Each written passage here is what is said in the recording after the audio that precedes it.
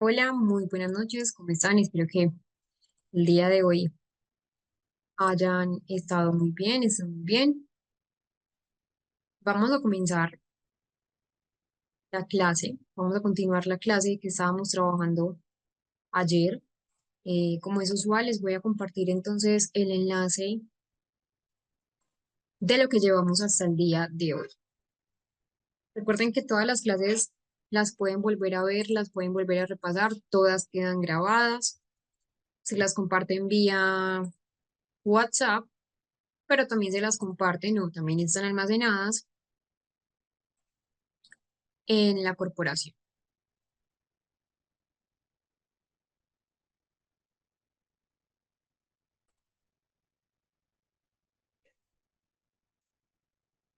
Les voy a mostrar dónde está, les voy a compartir la pantalla para que ustedes puedan saber en dónde están ubicados los videos de todas las clases. Esta les voy a mostrar es la primera clase que nosotros subimos, que fue el día jueves. Acá está la clase número 2.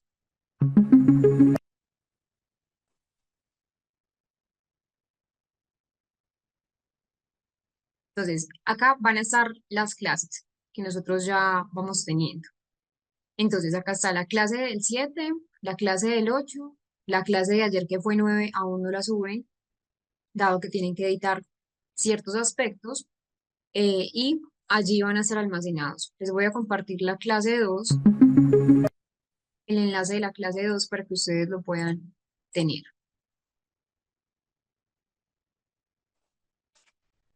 Entonces, ese es el enlace de la clase 2. Ah, el mismo nivel, ni coeficiente intelectual, ni el mismo nivel, por ejemplo, de lenguaje, todos son casos. El autismo tiene mucha neuroplasticidad.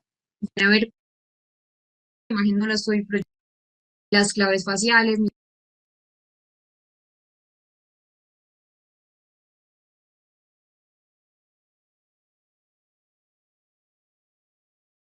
toda esa parte era la clase del día de hoy y del día, perdón, del día 9, del día 7, perdón, y 8. Y hoy vamos a continuar con esa definición y esa clasificación del trastorno del espectro autista que ya hemos venido trabajando algunos aspectos importantes. Ayer recordábamos lo que es tener en cuenta sobre la relación entre las vacunas y el trastorno del espectro autista, que ha sido un tema de gran controversia, pero que no hay evidencia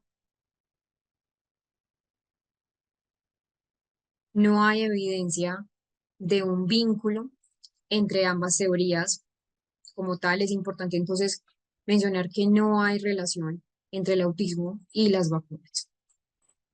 Empezamos también a hablar sobre algunos mitos del autismo. Todavía no les estoy compartiendo la pantalla, es simplemente un recuerdo de lo que empezábamos a hablar el día de ayer.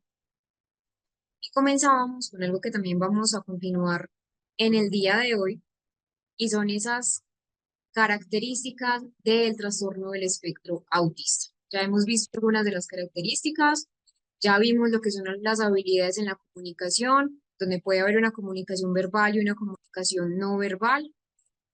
Vimos lo que son las habilidades en la interacción social. También hablábamos de lo que era la lexitimia, esa forma de pensar y comportarse, y llegamos acá. Esto fue lo último que hablábamos ayer, lo que son los estímulos sensoriales. Algunas personas con autismo pueden presentar hiper o hiposensibilidad. Y les digo que algunas personas con autismo porque no todas tienen un perfil sensorial atípico. Hay personas que sí tienen hiper, otras hiposensibilidad, pero no todas. Hay personas que pueden estar en ese patrón normal o típico de procesamiento sensorial. Son comúnmente, vamos a hablar de lo que es la hipersensibilidad primero. En general, la hiper y la hipo son respuestas que van a afectar a uno o varios sentidos como la vista, como el oído, como el tacto, como el gusto, como la parte olfativa, van a variar de una persona a otra, como les menciono, ¿Qué entendemos por lo que es la hipersensibilidad? Entonces, en general, es una alteración en ese procesamiento a nivel sensorial. La hipersensibilidad implica una respuesta intensificada ante esos estímulos de tipo sensorial. Entonces, las personas con hipersensibilidad pueden encontrar ciertos estímulos abrumadores o incluso lo pueden encontrar como dolorosos. Algunos incluyen la parte auditiva, por ejemplo, entonces los ruidos fuertes, como lo que son las sirenas o lo que son las multitudes, pues las muchedumbres, pueden ser casi que intolerables para ellos. Incluso sonidos que para una persona puede ser considerados suaves, como por ejemplo el zumbido de las luces de neón o las luces fluorescentes, cuando se están acabando, esto les puede resultar molesto o doloroso en muchos casos. En la parte visual también tenemos dificultades, entonces las luces brillantes o las luces parpadeantes o patrones visuales que son complejos pueden causar una incomodidad o incluso pueden causar cierta distracción. Eso a nivel visual, a nivel táctil también, que ayer hablábamos, si se puede obligar a una persona con autismo a saludar de abrazo, jamás. Tiene que ver por esa parte, por esas respuestas atípicas de los estímulos sensoriales. Entonces, en la parte táctil, la textura de la ropa, las etiquetas, el contacto físico, les puede resultar irritante o incluso doloroso. En la parte olfativa también ciertos olores fuertes como perfumes, como productos de limpieza, pueden ser para ellos desagradables y provocar reacciones de evitación. Y por la parte gustativa también hay dificultades y de hecho pueden preferir ciertos alimentos o ciertas texturas o pueden ser sensibles a ciertos sabores, donde allí es donde se va a ver quizás más limitado esa, esa dieta de los alimentos. Y también tenemos la hiposensibilidad, que al contrario de la hiposensibilidad se refiere a una respuesta pero reducida, una respuesta mucho menor o incluso una ausencia de respuesta ante estímulos sensoriales. Las personas con hiposensibilidad pueden buscar estímulos intensos para sentir algo, y es donde está la búsqueda sensorial. Entonces, desde todos los sentidos, por ejemplo, en la parte gustativa, que fue la última que acabamos de hablar, pueden tener una preferencia por ciertos alimentos o sabores muy fuertes o picantes o texturas muy extremas, buscando esa parte sensorial. Los hiposensibles son buscadores sensoriales. Lo mismo en la parte olfativa, pueden oler objetos una y otra vez, quizás de forma inusual para otros, o buscar olores demasiado intensos o olores demasiado fuertes. En la parte visual, mirar luces brillantes o patrones visuales de manera muy prolongada. Lo mismo en la parte auditiva, puede ser que no reaccionen ante sonidos que otra persona con un procesamiento típico va a reaccionar, o al contrario, o que busquen ruidos intensos para poder estimularse. Y en la parte táctil también, pueden buscar sensaciones fuertes, la presión profunda, tocar objetos de diferentes texturas o de forma repetitiva.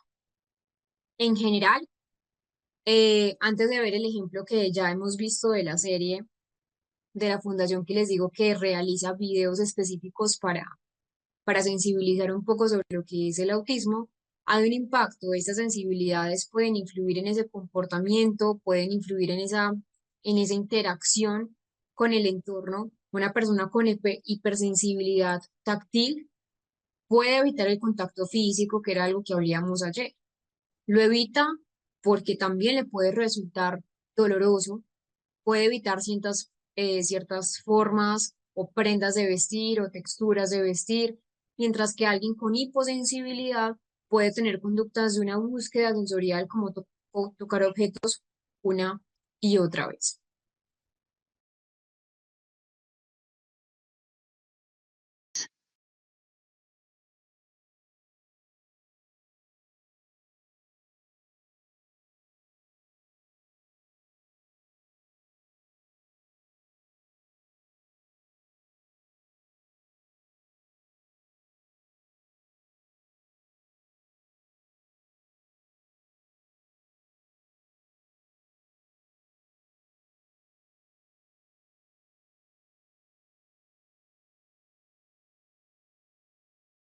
De este video surgen varios comentarios, varios análisis que debemos hacer. Uno de ellos es principalmente cuándo diferenciar una rabieta de una crisis sensorial. Si vemos acá, el niño se está regulando, pero a lo que me quiero ir es acá a la mirada pronto de muchas personas cuando una persona con autismo entonces tiene una crisis sensorial, sobre todo en un lugar que es público, donde hay muchos estímulos sensoriales. La diferencia entre lo que es una rabieta, que también se conoce como pataleta, o lo que es una crisis sensorial es clave para entender cuáles son esas necesidades de la persona con autismo, responder también de forma adecuada. ¿Qué diferencia hay entre la rabieta y la crisis sensorial? Primero que la rabieta es una conducta intencional. Eso es importante mencionarlo. No quiere decir que las personas con autismo no tengan rabietas, claro que sí, pero son diferentes esas crisis sensoriales y hay que aprender a diferenciarlas. Entonces, la rabieta es una conducta con intención. El origen es una necesidad de controlar una situación, de conseguir algo, por ejemplo, conseguir atención o conseguir, por ejemplo, un objeto que desea, un juguete. Cuando hablamos de una rabieta es porque hay un control voluntario. Como es una situación que es intencionada, hay cierto grado de control. Si logra lo que quiere, si logra que le den un juguete o si le dan atención, la rabieta cesa. Y el objetivo que tiene la persona con la rabieta es claro, el niño busca algo específico. Y cuando se le pone límites, hay una respuesta a límites, entonces puede calmarse si se establecen límites firmes o si se ofrece una alternativa a lo que quiere. Por lo regular, una rabieta es en público.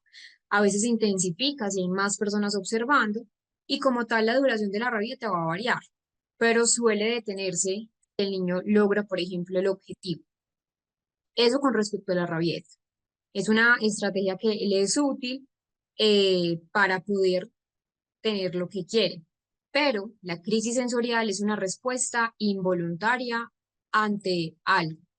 El origen de una crisis sensorial es una sobrecarga a nivel sensorial por el ruido, por las luces, como vemos en el video, por las multitudes. Miren, por ejemplo, acá que el niño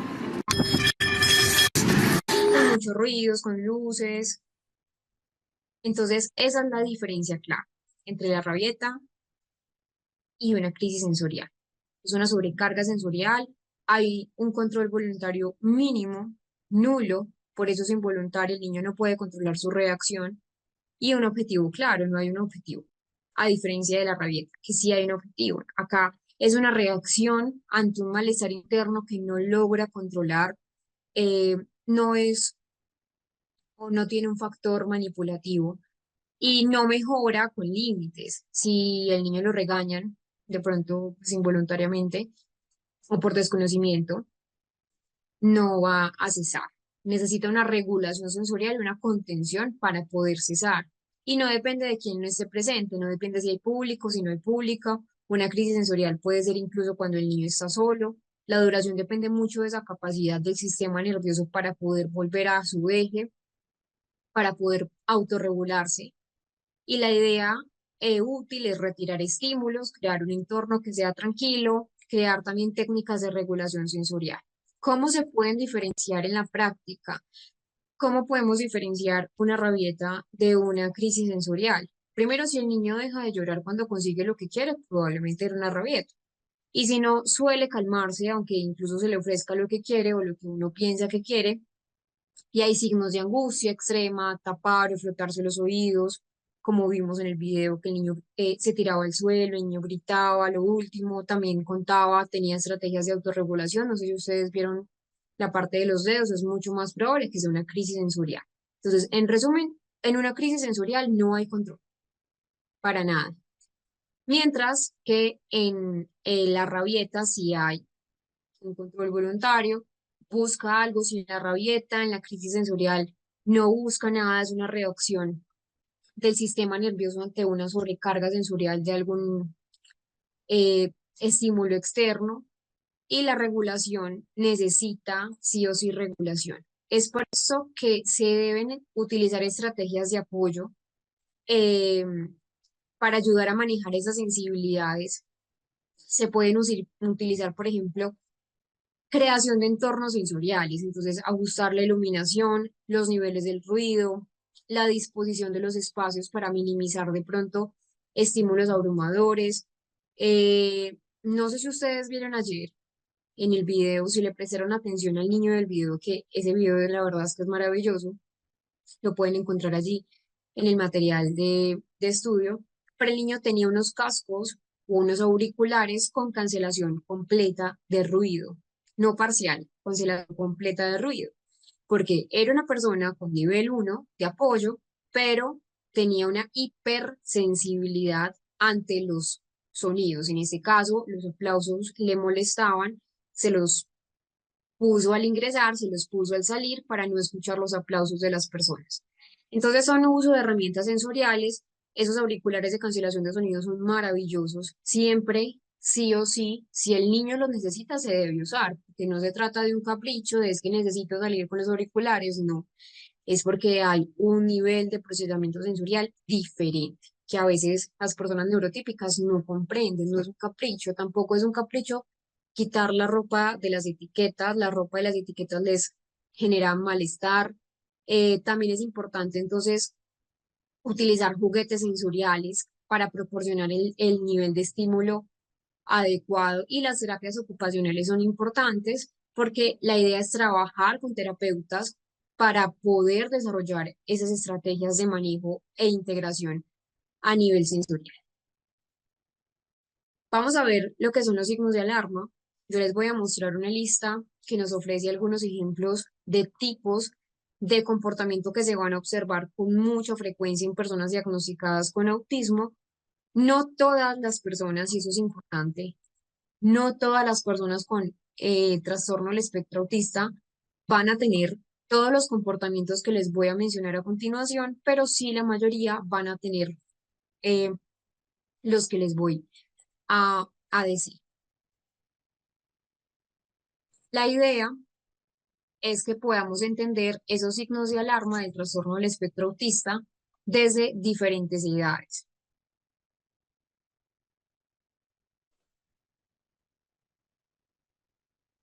Y acá vamos a empezar antes de los 12 meses. Como les digo, son ejemplos, no son exhaustivos.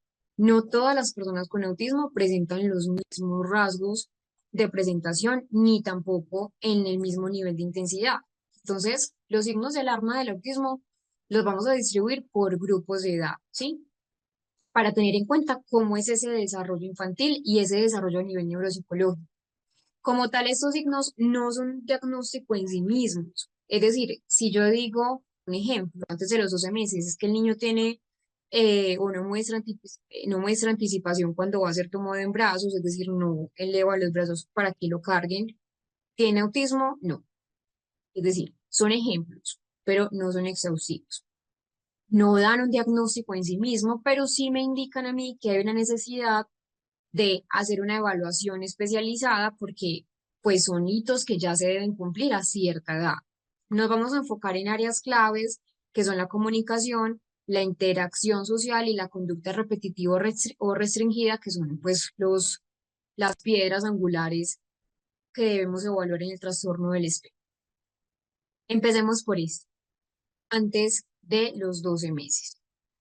Si el niño antes de los 12 meses, es decir, de 0 meses a 1 año, no responde a su nombre, cuando tiene 9 meses, ya a los 9 meses debe tener una respuesta al nombre. Y también si el niño tiene una falta de ansiedad ante los extraños, algo es un indicativo que quizás no es autismo como tal, pero sí está pasando algo en el neurodesarrollo, sobre todo si el niño a los 9 meses no responde al nombre, ya a los 9 meses hay una asociación entre la persona y el nombre, por costumbre, por condicionamiento. Si el niño no mantiene un contacto visual o un escaso contacto visual en los primeros meses, desde los primeros meses, ya hemos hablado que también es uno de los mitos generalizados, que todos los niños con autismo entonces no deben mirar a los ojos. No, eso es completamente falso. De hecho, hay personas que te sostienen mucho la mirada. Si tiene, digamos, un patrón atípico de mirada, pero te la puede sostener, o puede que te mire y luego mire a otra parte. Falta de sonrisa social, es decir, sonríe poco, no responde ante las sonrisas, Si el niño, por ejemplo, no muestra un interés por los juegos interactivos, acá les pongo un ejemplo que es el Trans, pero puede ser cualquier juego interactivo que se utilicen principalmente en esa primera em, infancia, si el niño no imita gestos faciales o gestos simples, por ejemplo, el decir adiós, si el niño no balbucea, que sería algo de lenguaje, si no hace gestos como señalar ni saludar con la mano, como les menciono, que son gestos de comunicación. Todavía no podemos hablar de una estructura del lenguaje, pero sí podemos hablar de comunicación. Si el niño no muestra interés de pronto por los rostros humanos o de pronto evita mirar a la persona que entra en la habitación, hay que prestar pues atención porque algo puede estar pasando. Luego tenemos el año hasta los 2 años. Sé que acá pongo 18 meses, pero vamos a hablar de esos signos de alarma del año hasta los 24 meses. Acá lo voy a explicar junto. Si, por ejemplo, el niño no señala para mostrar un interés o compartir algo que serían gestos protoperativos y protodeclarativos, si el niño no dice palabras sueltas antes de cumplir los 16 meses, si el niño no usa gestos como les menciono, acá también se mantiene. Saludar, negar, decir no, o señalar todavía esos gestos protodeclarativos y protoperativos que son importantes y que de hecho son un hito comunicativo. Si el niño de pronto no responde al nombre consistentemente, ya a los 18 meses y sobre todo a los 24 meses, ya debería estar respondiendo al nombre. Si el niño continúa sin una respuesta al nombre, algo está pasando porque no se cumplió ese hito o no se está cumpliendo ese hito. Si el niño de pronto no muestra interés por otros niños, ni intenta buscar otros niños o no intenta interactuar con otros niños, si hay falta de juego simbólico. ¿Qué es el juego simbólico? Fingir que está dando de comer a un muñeco, o fingir ser un doctor, o fingir ser una persona que está en una caja registradora, por ejemplo. Ese es el juego simbólico, que de hecho en el trastorno del espectro va a estar ausente en muchos casos. Si el niño presenta un aleteo de manos, si se notan giros o si se notan movimientos que son repetitivos con objetos, o por ejemplo, girar un objeto o balancear un objeto muy cerca de los ojos, también puede ser. Si hay una fijación también, que puede ser una fijación que podemos llamar una fijación extrema por ciertos objetos o partes, como ruedas de un carro, no el carro en sí, sino las ruedas del carro. Y si hay resistencia extrema de pronto ante, ante lo que son los, los juegos simbólicos y a los cambios en las rutinas, también estamos hablando de una alarma diagnóstica, no tanto como tal para un diagnóstico de autismo, sino en general, de un trastorno del neurodesarrollo. Acá les pongo un resumen de lo que acabamos de observar, pero también es importante hablar que entre los 2 y los 3 años también hay otros signos de alarma. Por ejemplo, si no combina dos palabras con sentido, por ejemplo, mamá, agua, antes de cumplir los 24 meses, es decir, antes de cumplir estos 2 años, es importante hablar que también es un signo de alarma importante. De los 2 a los 3 meses, también, por ejemplo, si el niño no comprende instrucciones simples, una instrucción simple es trae la pelota, es una instrucción de un solo comando. Si no la comprende, es importante entonces empezar a evaluar qué está pasando. Como les digo, no para mirar expresamente si es autismo. Son signos de alarma que por lo regular se van a asociar con el trastorno del espectro, pero que no son únicos del trastorno del espectro. Si en esos 2 a los 3 años el niño habla, pero repite frases sin sentido, o repite lo que los otros dicen, que es lo que ya hemos hablado de la colalia.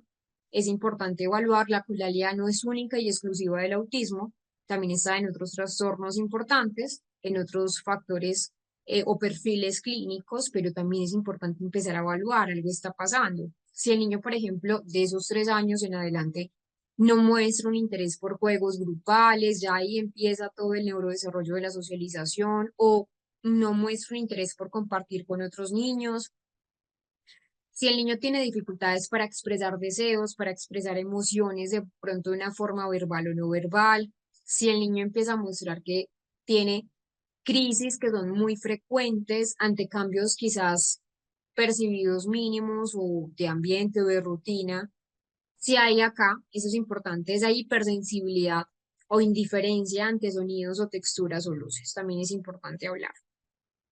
Ya de los 3 a los 5 años puede que sea un poco más notorio esos factores, pues y de los 5 años en adelante, 3 a 5 años en adelante, son mucho más notorios de pronto algunos síntomas que se pueden revisar.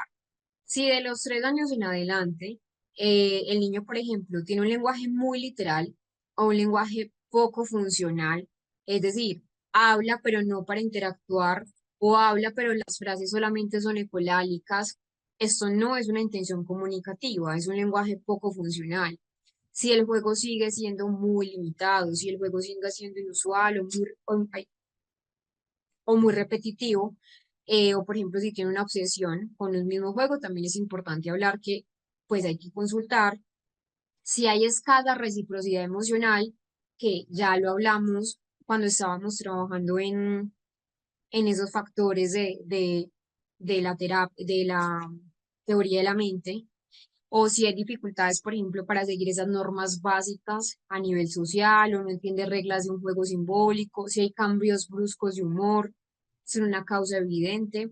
Pero también es importante entender que si un niño presenta uno o varios de lo que les acabo de mencionar de forma persistente, no necesariamente tiene que ser única y exclusivamente autismo, pero sí se recomienda consultar con un profesional eh, en esa parte del desarrollo infantil, neuropsicología, neurología, neuropediatría, para evaluar esa evaluación, pues para mirar esa evaluación diagnóstica formal, que va a incluir herramientas diagnósticas ya mucho más sensibles para el autismo, como A22, el ADR.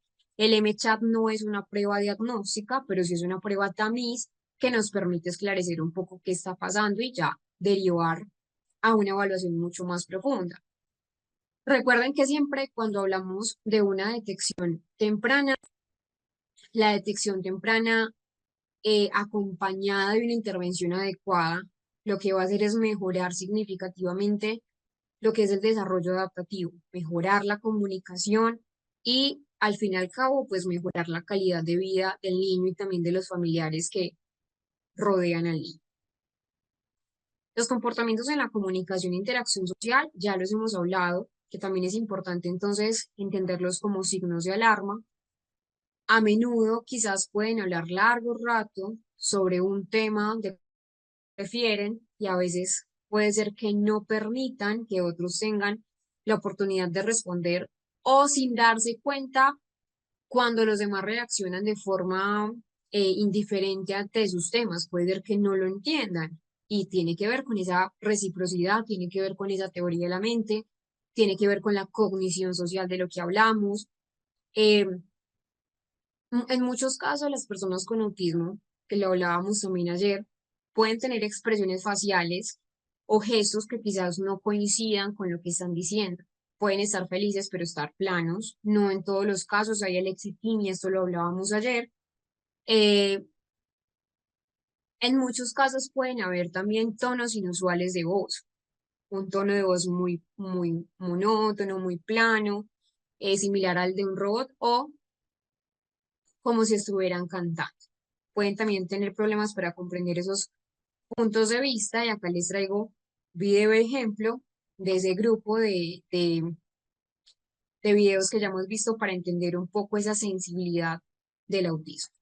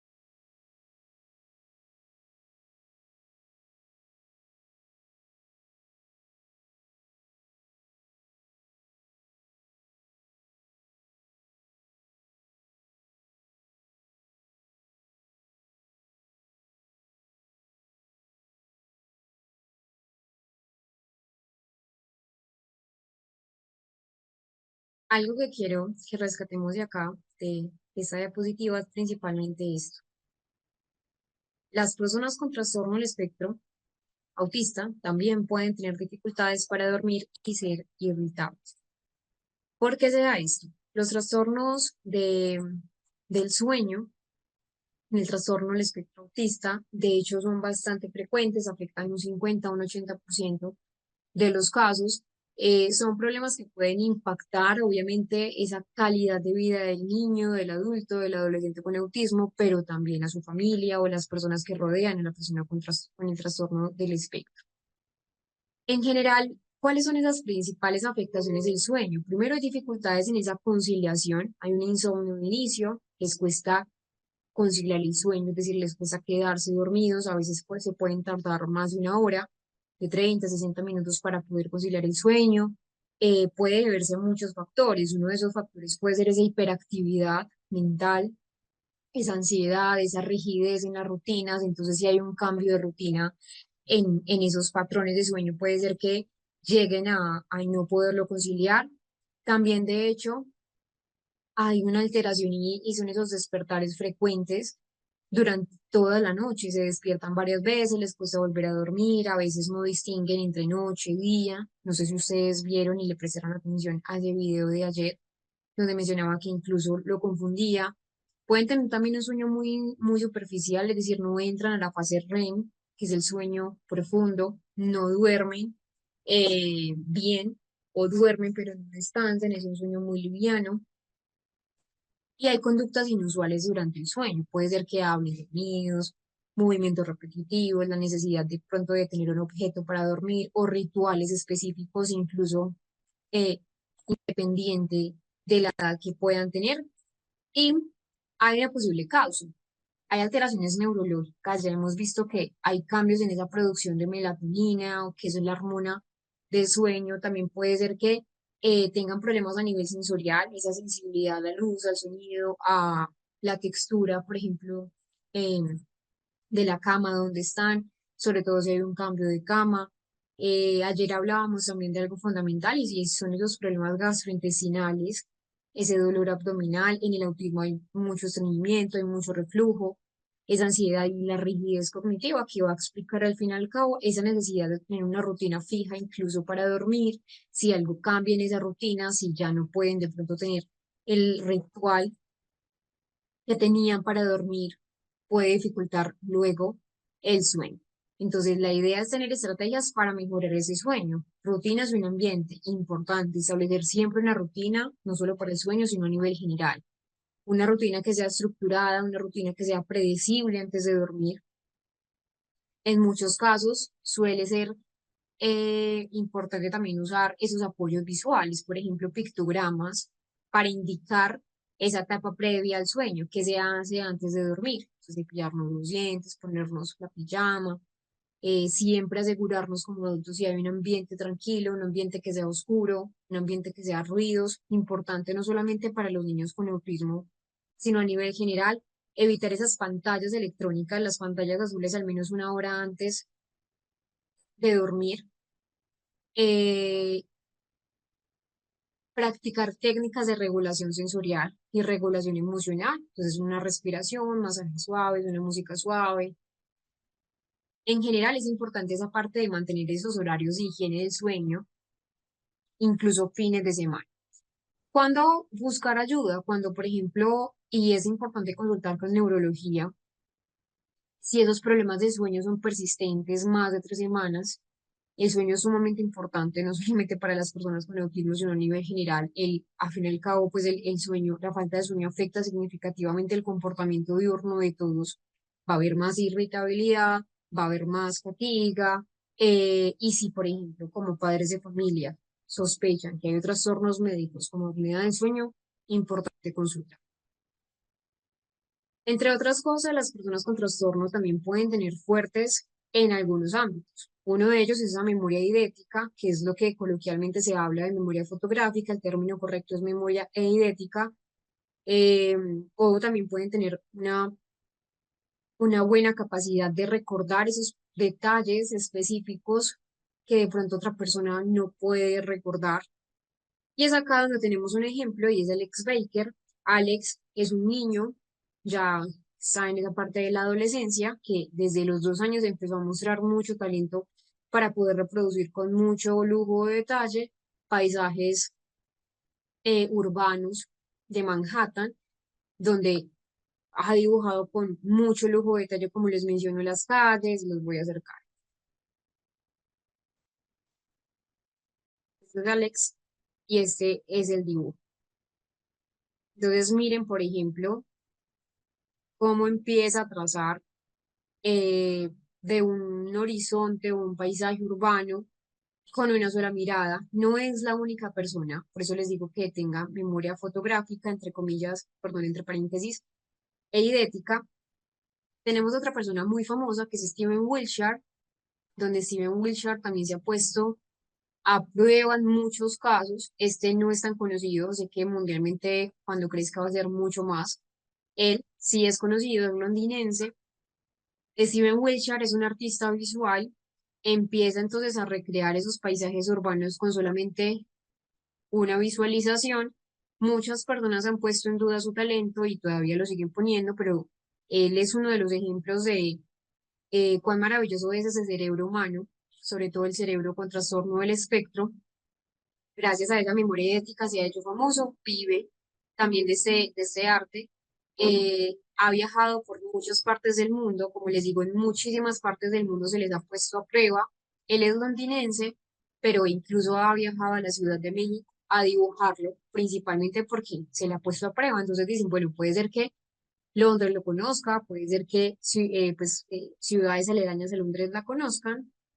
Entonces ha ido a muchas partes a probar su talento. Vamos a ver un poco de Steven Wilshire.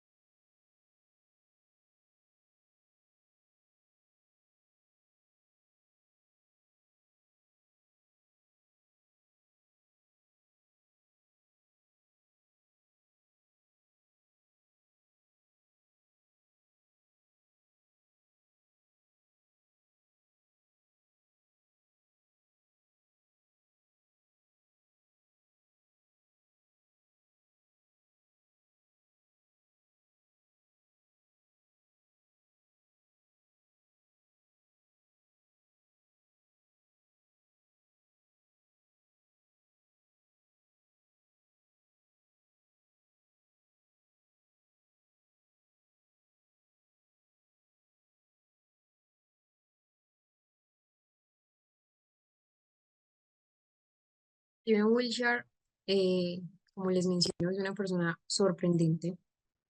Empieza entonces bueno, ya sabemos que es un artista británico, de hecho es mundialmente reconocido, pero la idea es hacer una reflexión también sobre Steven Wilshire.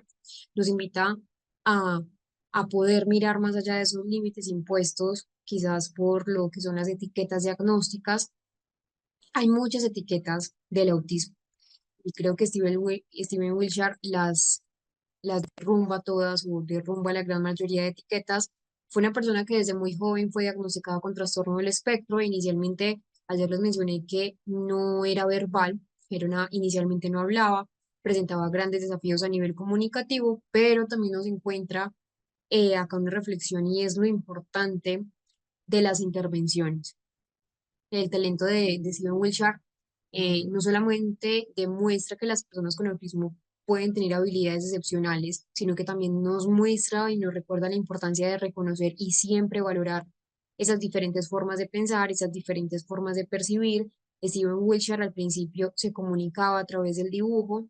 eh, Él no encaja en la lógica tradicional, de hecho, del aprendizaje o en la lógica tradicional de lo que es la comunicación, pero su arte conecta a miles y millones de personas en todos los países De hecho, siempre despierta admiración.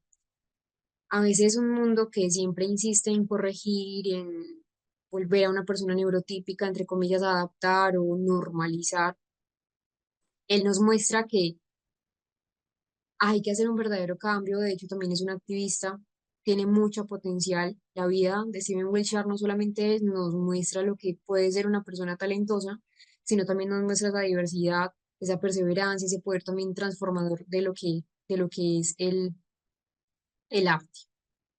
Vamos a ver la clasificación del trastorno del espectro, lo que antes era conocido y lo que ahora ya no se habla como trastorno del espectro.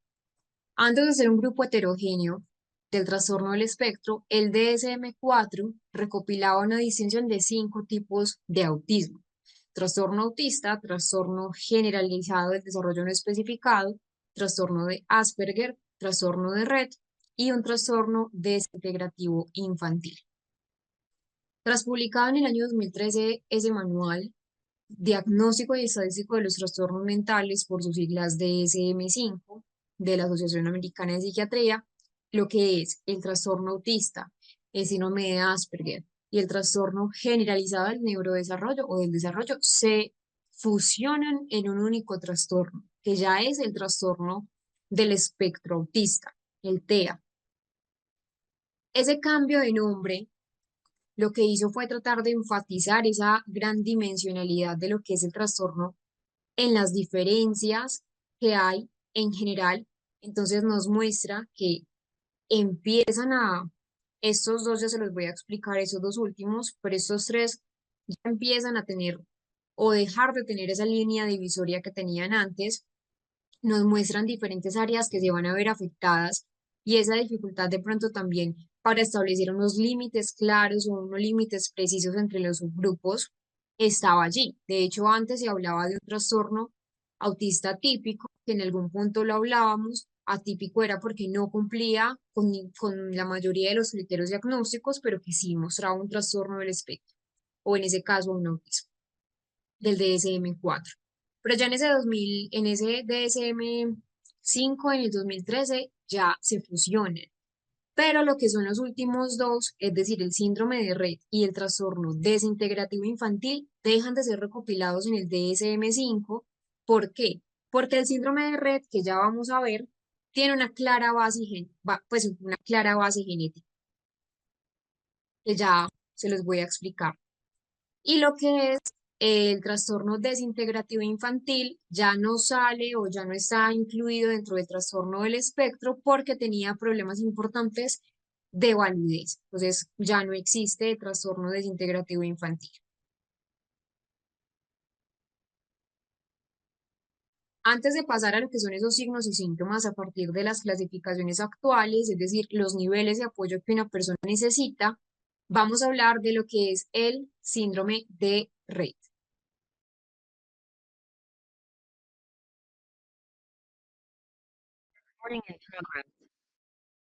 En general, lo que es el síndrome de Rett, como les mencionaba, ya no se incluye, ya no está dentro de esos trastornos del espectro. Eh, es genético, afecta principalmente a las niñas. No quiere decir que no existan varones con trastorno, perdón, con síndrome de Rett, pero sí la prevalencia es mucho mayor en las mujeres. Eh, Salió de esa clasificación diagnóstica porque tiene una clara base genética con ese gen que es el MECP2, que está ubicado en el cromosoma X, y los síntomas suelen aparecer entre los 6 y los 18 meses de edad. Entre los síntomas que está incluidos en el síndrome de Rett es que las personas tienen un desarrollo normal y después de ese desarrollo normal sigue una pérdida, una regresión de habilidades. Es decir, después de haber tenido un desarrollo típico, un desarrollo esperado, las niñas con síndrome de Rett comienzan a perder habilidades previamente adquiridas, como el habla, como el uso funcional, por ejemplo, de sus manos. En el síndrome de Rett también es muy característico que también tengan movimientos repetitivos, especialmente en las extremidades superiores, en lo que son las manos. Entonces hay uno, pues es uno de los signos más característicos, de hecho, y es esa presencia de retorcer las manos, lavarlas, pues frotarlas o llevárselas a la boca. De hecho, pues es uno de los movimientos repetitivos que más tienen. Eh, Hay muchísima descoordinación, hay dificultades en esa parte del movimiento. Entonces, claro, a medida que progresa el síndrome, pueden aparecer problemas en la marcha, pueden aparecer problemas en esa coordinación motora. Y también hay algo importante a hablar acá en el síndrome de Rett, y es que hay problemas de comunicación y hay problemas también de socialización. Los niños con síndrome de Rett y en general, como les digo, las niñas con síndrome de Rett suelen tener dificultades para poderse expresar, para poderse comunicar, y presentan un retraso en ese desarrollo del lenguaje y en ese desarrollo socioemocional. Entre otros síntomas, tienen problemas respiratorios, las personas también con síndrome de Rett tienen bastante escoliosis, tienen bastantes crisis a nivel epilépticas, también hay problemas del sueño, hay retraso en general en todo el desarrollo. No existe una cura del síndrome de Rett, a diferencia del autismo. El síndrome de Rett sí se considera como una enfermedad, por eso fue sacado de la clasificación diagnóstica del, del DSM-5. ¿Cuáles son esos signos y síntomas a partir de las clasificaciones actuales? Vamos a ver el primero, que es grado 1, una necesidad de ayuda.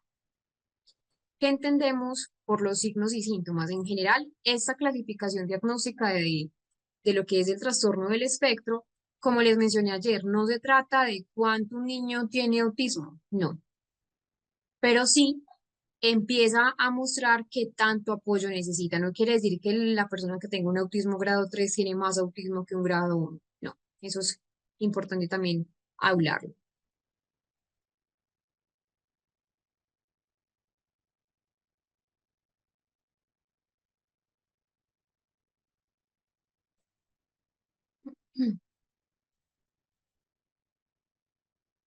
Siempre debemos separar lo que es una comunicación social y lo que son los comportamientos restringidos y repetitivos.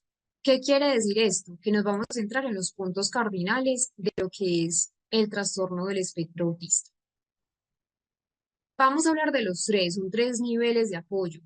Siempre vamos a mirar esas dificultades en la comunicación social, esa presencia de comportamientos o la presencia de intereses o actividades que sean restringidos y repetitivos. Esto vamos a mirarlo desde el DSM-TR, DSM-5, que ya estamos en el DSM-5-TR, donde clasifica el autismo según tres niveles de gravedad, que indican que el nivel de apoyo necesario en la vida. Lo que les mencioné, esta clasificación no refleja un grado de autismo, entonces no podemos decir, ah, sí, es que la persona con nivel 3 tiene más autismo que la persona con nivel 1. No, no se trata de esto. Son niveles de apoyo que necesita, no grados de autismo como tal en sí. Es esa intensidad del soporte que la persona requiere para funcionar adecuadamente y tener al fin y al cabo una mejor calidad de vida. ¿Qué pasa en el trastorno del espectro nivel 1? Requieren apoyo. Es el nivel donde necesita menos apoyo, el nivel más leve de apoyo dentro del espectro. Vamos a mirar comunicación social y conductas restringidas y repetitivas. En las conductas restringidas repetitivas tenemos que se van a manifestar si están, pero son un poco disruptivas. Incluso no hay nada de disrupción allí. Y la persona puede tener rigidez, puede tener sí, ciertos patrones conductuales que pueden ser vistos como rituales, pueden tener ciertas rutinas, ciertos intereses, pero logra flexibilidad con el adecuado apoyo. Y tenemos por otro lado la comunicación, donde son dificultades notables, sin un apoyo adicional como tal, pueden iniciar interacciones sociales de manera típica, pero van a presentar problemas para mantener esa reciprocidad conversacional o tener problemas, por ejemplo, para entender esa parte pragmática de la comunicación, del lenguaje, o puede parecer, entre comillas, socialmente raro, socialmente rígido. Tiene dificultades también para ser amigos inicialmente o mantener sus amigos y también interpretar esas normas sutiles. Un ejemplo claro, ya para mirar el ejemplo de autismo grado 1, es un niño que habla muy fluidamente, pero que de pronto no entiende el sarcasmo, o no entiende las bromas, o que se angustia si cambia la ruta del colegio o si cambia una rutina del colegio. Vamos a ver un caso clínico de autismo nivel 1. Mateo. Es un niño de 7 años y 3 meses, se los voy a leer puntual, por si de pronto no logran ver las diapositivas. Mateo es un niño de 7 años y 3 meses que cursa el segundo grado de primaria en un colegio regular con inclusión. Él estaba en un colegio completamente típico eh, y tenía apoyo educativo. Es referido para evaluación debido a dificultades en la interacción social y patrones de comportamientos repetitivos que interfieren con su desempeño escolar y convivencia con sus compañeros. Su madre menciona que siempre ha tenido un comportamiento, entre comillas, diferente en comparación con otros niños de su edad, describiéndolo como muy inteligente, pero con dificultades para relacionarse socialmente. En los antecedentes de desarrollo no se reportaron complicaciones durante el embarazo o el parto. Mateo alcanzó los hitos motores en el tiempo esperado, pero presentó un retraso en el desarrollo del lenguaje. Recuerden que igual Mateo es verbal. Sus primeras palabras aparecieron a los 2 años y comenzó a formar frases simples a los 3 años. Actualmente su lenguaje es funcional, aunque lo utiliza de manera literal y le cuesta comprender ironías, bromas o dobles sentidos. Por ejemplo, si alguien dice llueve a cántaros, responde preguntando ¿dónde están los cántaros? En el ámbito social, Mateo muestra interés por interactuar con otros niños, pero sus intentos son percibidos como inusuales por sus compañeros. Habla principalmente sobre sus intereses específicos, como trenes y mapas, sin percibir el desinterés o incomodidad de los demás. No entiende las reglas sociales implícitas, como turnarse para hablar o interpretar expresiones faciales complejas. Aunque busca afecto de figuras cercanas, su forma de expresarlo es restringida y más evidente con adultos que con sus pares. En cuanto a sus comportamientos repetitivos, miren acá, si están analizando el caso, estamos dando un ejemplo de tanto la comunicación social como de esta parte. En cuanto a sus comportamientos repetitivos, Mateo tiene rutinas estrictas que le brindan seguridad, como usar siempre el mismo plato y cubiertos al comer. Sus intereses restringidos son intensos y específicos, destacando su fascinación por trenes y mapas. Puede hablar extensamente sobre el tema, incluyendo detalles que sus compañeros no comprenden. También presenta algunas conductas estereotipadas leves, como mover los dedos cuando está emocionado. Desde el punto de vista sensorial, Mateo es hipersensible a ciertos sonidos, como el ruido de la aspiradora o el timbre de la escuela, los cuales le generan malestar. También rechaza ciertas texturas en la ropa, especialmente las etiquetas o telas ásperas. Estas sensibilidades dificultan su adaptación a ciertos entornos. A nivel académico, Mateo tiene un desempeño desigual, es muy bueno memorizando datos concretos y destacando en matemáticas y lectura mecánica. Sin embargo, presenta dificultades en actividades que requieren trabajo en equipo o creatividad, como la escritura de historias. Los resultados de la evaluación neuropsicológica, ya vamos a ver un caso así, indican un desempeño promedio en áreas como razonamiento fluido, comprensión verbal, pero fortalezas en memoria de trabajo y debilidades en velocidad de procesamiento. Para ello, la idea es que nos podamos ir al material de estudio.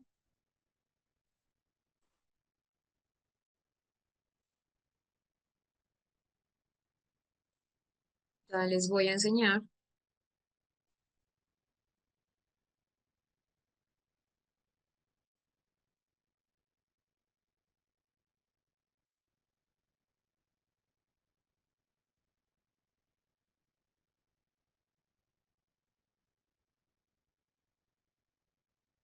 Entonces van a ir acá, a donde dice casos clínicos en nuestro diplomado. Se van a meter acá, donde dice casos clínicos, le dan clic y nos vamos a ir acá, a caso autismo grado 1 de un niño de 9 años. Le damos clic, inmediatamente cuando le dan clic, tiene que ser desde un computador. Tenemos esto, que es un ejercicio de clase. Ahora lo vamos a hacer, pero para que lo vayan adelantando en nuestro descanso, vamos a pasar a la zona de preguntas, de inquietudes. Tenemos un caso de un niño de 9 años y 4 meses, tercero de primaria. para que lo vayan leyendo, lo vayan conociendo, para que ahora lo podamos explicar. Acá está toda la parte de cómo es un autismo grado 1, cómo es un ejemplo de grado. Vamos a abrir la zona de preguntas en este momento. Algunas preguntas las vamos a dejar para la parte final de la clase y responder algunas otras inquietudes que ustedes tengan.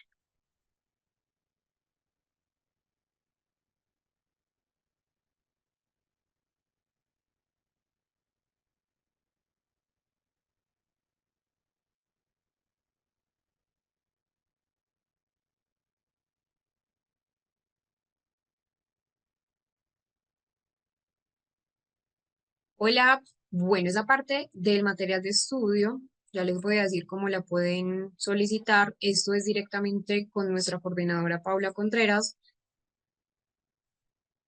Ya les voy a mostrar los números de contacto.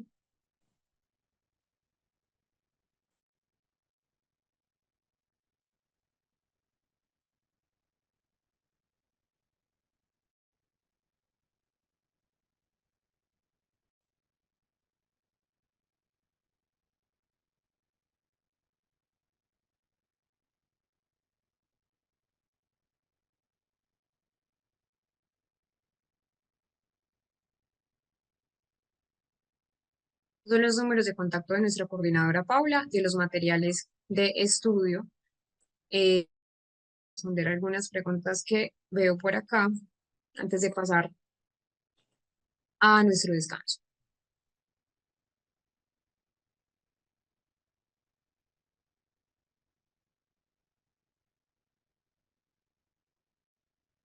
Sí, Marcela nos dice a los niños con hipersensibilidad es recomendable estimular, pues no tanto como una estimulación, sino una integración sensorial también en la hipersensibilidad. Por acá la información de lo que vamos a trabajar. Recuerden que si en algún momento todavía no tienen el material, les queda igual de tarea volver a repasar igual las clases y eh, los documentos.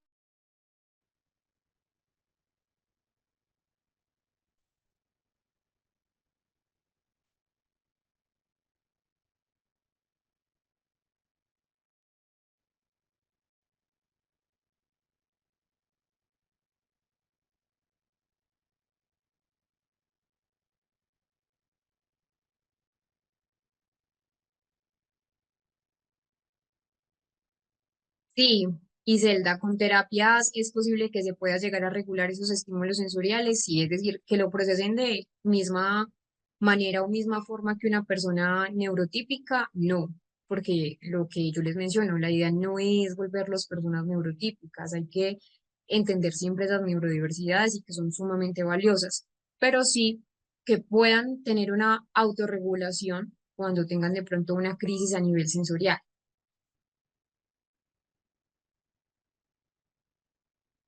Bueno, Marta, mi recomendación es que puedas trabajar también de la mano de un terapeuta, de un neuropsicólogo, para poder regular esta parte conductual y saber por qué está teniendo agresividad. Normalmente los niños con autismo no tienen agresividad, debe ser por algún factor externo.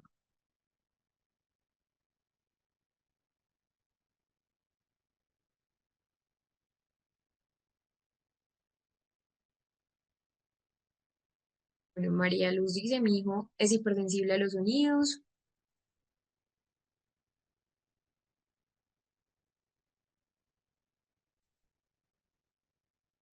Bueno, por acá hay una pregunta. Dice lo siguiente, en que se me perdió la pregunta.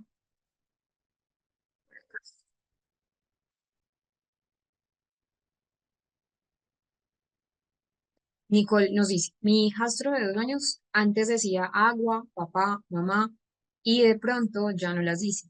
¿Será que eso cuenta como un signo de alarma? ¿Cuántos años tiene tu hijastro? Bueno, no me dices cuántos años tiene tu hijastro, pero en general sí, la pérdida de habilidades, una regresión de ciertas habilidades en el lenguaje. No como una alarma de autismo propiamente, pero si antes decía ciertas palabras que me dices que eran tres, si se consideran un signo de alarma en el neurodesarrollo, solamente siempre y cuando no sean palabras equilálicas, especialmente, como no me dices la edad, y especialmente en niños de 3 años. Ese tipo de regresiones en el lenguaje o involuciones en el lenguaje van a estar relacionados con muchos factores. No necesariamente implica una condición como autismo, pero sí requiere una atención profesional temprana.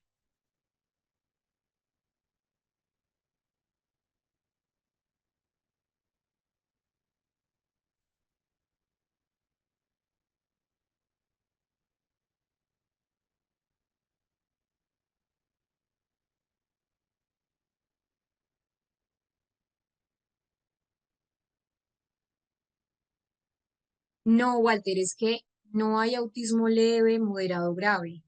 Es decir, son niveles de apoyo, grado 1, grado 2, grado 3. Es diferente con lo que pasa con otros aspectos del neurodesarrollo, que sería leve, moderado a grave o severo. En el autismo ya no se habla de en ese lenguaje, ya se habla nivel 1, nivel 2, nivel 3. Bueno, Diana nos pregunta el siguiente aspecto. Nos dice, se me perdió la pregunta.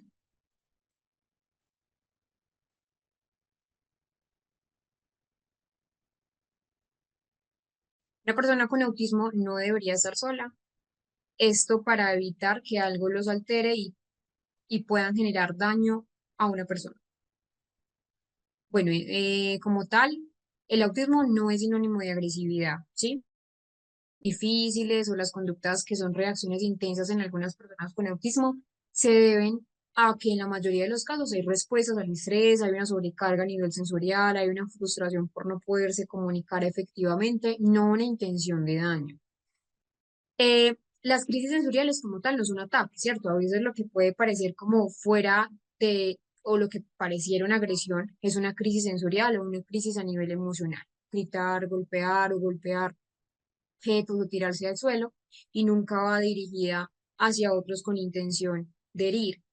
Entonces, en resumen como tal, una persona con autismo no debe estar sola como medida preventiva, porque eso puede ser incluso dañino para su desarrollo emocional, para su desarrollo social. La idea es trabajar, la idea siempre es que ellos tengan una independencia. Entonces, siempre trabajar en comprensión, con educación, con apoyos adecuados. Las personas con autismo pueden convivir plenamente con, con el resto de personas y al contrario, si están de pronto con alguien, va a hacer algo pues de segregar. Y la idea es trabajar siempre con amor. Bueno, vamos a ir a nuestro descanso y posterior vamos a trabajar en el caso clínico que les mostré para que los vayan descargando. Los vamos a trabajar. Sé que hay muchas personas que ya tienen el material de estudio para los que no se pueden comunicar con la coordinadora Paula Contreras que les entregué y saben que tienen de tarea o de responsabilidad poder leer cuando puedan tener el material de estudio. Vamos a ir a nuestro receso y ya volvemos.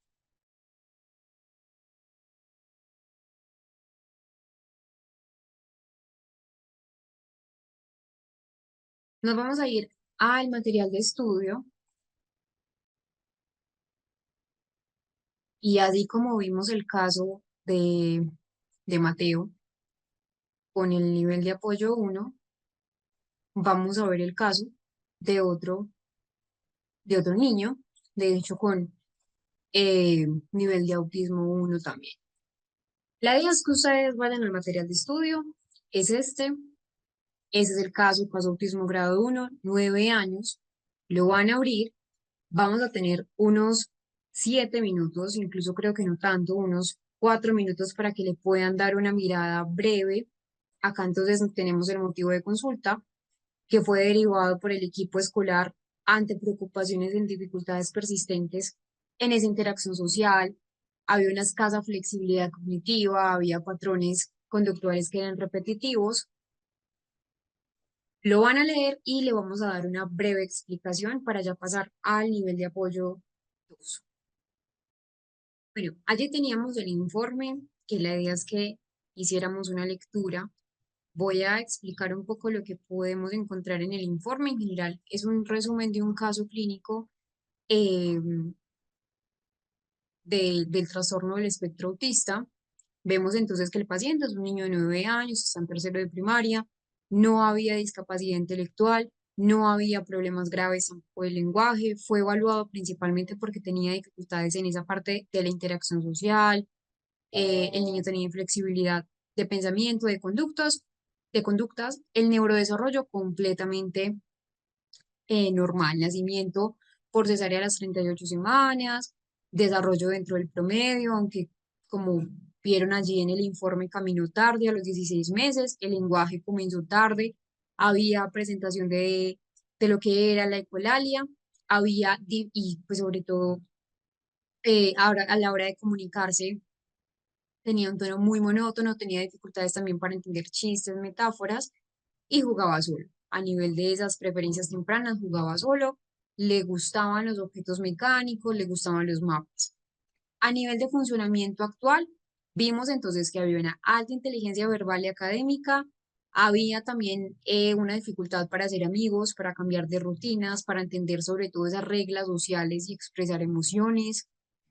Y la evaluación neuropsicológica, ese perfil cognitivo que vimos allí estaba completamente dentro de los parámetros normales, 106. Puntos fuertes vimos comprensión verbal y habilidades visoespaciales. Y el punto débil, velocidad de procesamiento, hacer cosas rápidas con precisión, como lo veíamos también en el caso clínico de Mateo, que fue el primero que les mostré, completamente buena adaptación diaria, tanto en el colegio como en la casa, pero sí tenía dificultades a nivel social. Las pruebas específicas que vimos allí fueron el A22, el ADR y el SRS-2, donde la idea era confirmar ese diagnóstico. Vimos entonces que el paciente cumplía con todos los criterios de autismo según esas herramientas que se utilizaron y el diagnóstico final fue un autismo grado 1 sin discapacidad intelectual ni problemas graves de, de lo que era el lenguaje. Sí necesitaba apoyos específicos, vieron entonces que necesitaba apoyos en lo social, necesitaba apoyos en lo emocional y la intervención que vimos allí era primero terapia cognitivo-conductual adaptada para mejorar esa ansiedad, para mejorar esa frustración, mejorar también su flexibilidad emocional, terapias de habilidades sociales, pues aprender a esperar turnos, interpretar los gestos, interpretar las señales, mantener conversaciones, siempre en todo caso el apoyo escolar es importante con rutinas visuales. Miren que, por ejemplo, el caso clínico que yo les presenté acá eran, pues él era completamente verbal, de hecho fue una fortaleza que sacó en las pruebas neuropsicológicas, pero las rutinas verbales facilitan ese procesamiento de la información, principalmente porque en el autismo hay un mejor procesamiento visual. Entonces, rutinas visuales, planificación visual de cambios, eh, sí, acá pues con el paciente tuvo también una intervención educativa muy buena, tenía un paciente, un docente referente donde no estaba con él 24/7, pero era el docente quien también podía regular esa parte. De hecho, se entrenó a este docente y el trabajo en la familia, fundamental. Psicoeducación, fortalecer ese vínculo terapéutico también con la familia, y el pronóstico en general, lo vieron allí, buen nivel cognitivo, lenguaje estructurado, tenía buen apoyo familiar escolar y un diagnóstico que se hizo temprano. La idea es que se haga pues un seguimiento periódico. En conclusión acá, de ese caso que estábamos viendo, es que presenta un autismo, uno, con buena capacidad intelectual, pero que tenía dificultades marcadas en esa interacción social y en esa adaptación emocional, pero que con apoyo adecuado puede eh, reducir esas dificultades. Eso fue grado 1. Vamos a ver grado 2.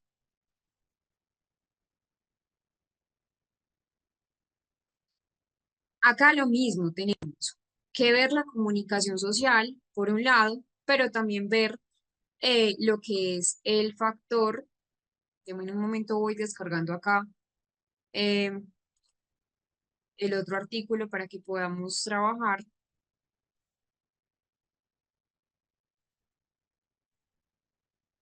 Bueno, y que también les quiero mostrar, les quiero enseñar algo que mientras estábamos en el descanso quería compartir con ustedes y ya lo voy a subir al material de estudio. Son unas guías que les van a servir bastante.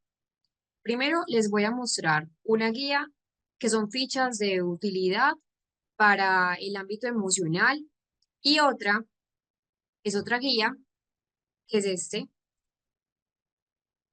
Esta es una de las guías, atención educativa de los alumnos con trastorno del espectro autista. Sé que acá hay muchos docentes que se van a ver beneficiados con esta guía para que la puedan utilizar, la puedan leer. Es una guía que realmente pues no tiene tantas páginas, tiene 236 para que entonces puedan leerla. Acá está toda la parte, por ejemplo, a nivel sensorial en el colegio, que a veces se pueden presentar ciertas alteraciones sensoriales. Entonces, acá tenemos tareas de empatía, lo que ya hablamos de tareas de teoría de la mente.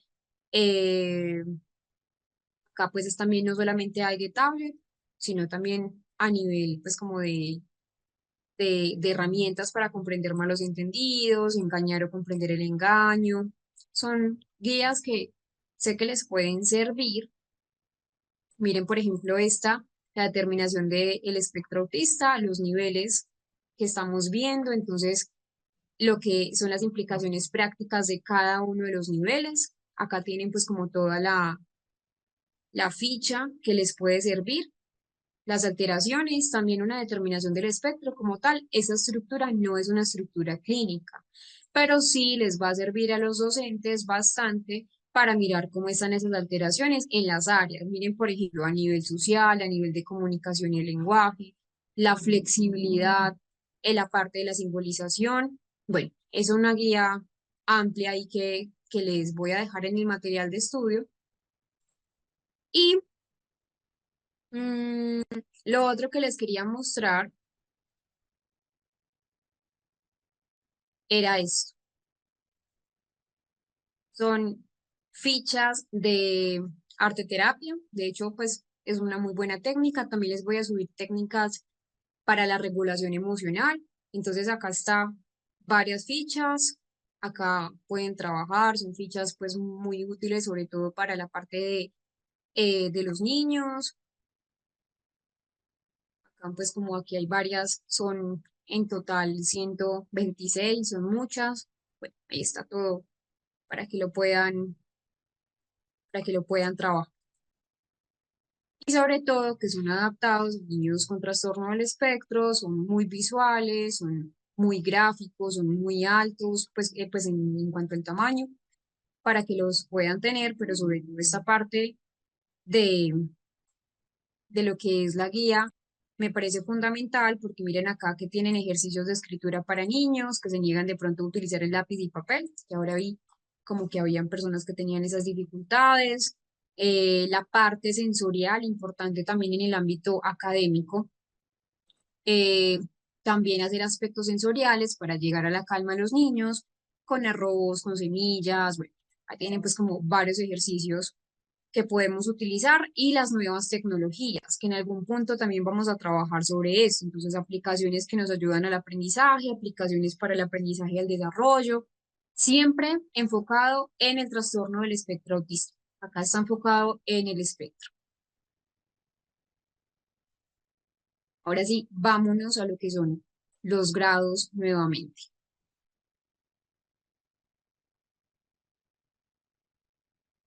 Sí, con la certificación. Con la certificación es el material.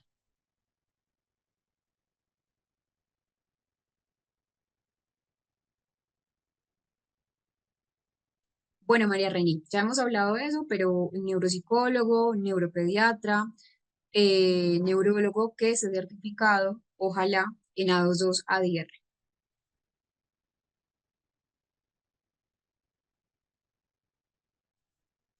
Bueno, grado 2 necesita ayuda notable, igual en dos aspectos importantes, tanto en la comunicación como en la interacción social. Ya hablamos del grado 1 donde requiere apoyo, en el grado 2 ya requiere un apoyo más sustancial, es decir, ya es un nivel moderado, por así decirlo, con desafíos más notorios. Recuerden que como tal, hablar de leve, grave o moderado, leve, moderado, severo, no está tan bien aplicado en el autismo. Se habla a nivel coloquial, pero a nivel clínico se hablan son de 3 grados.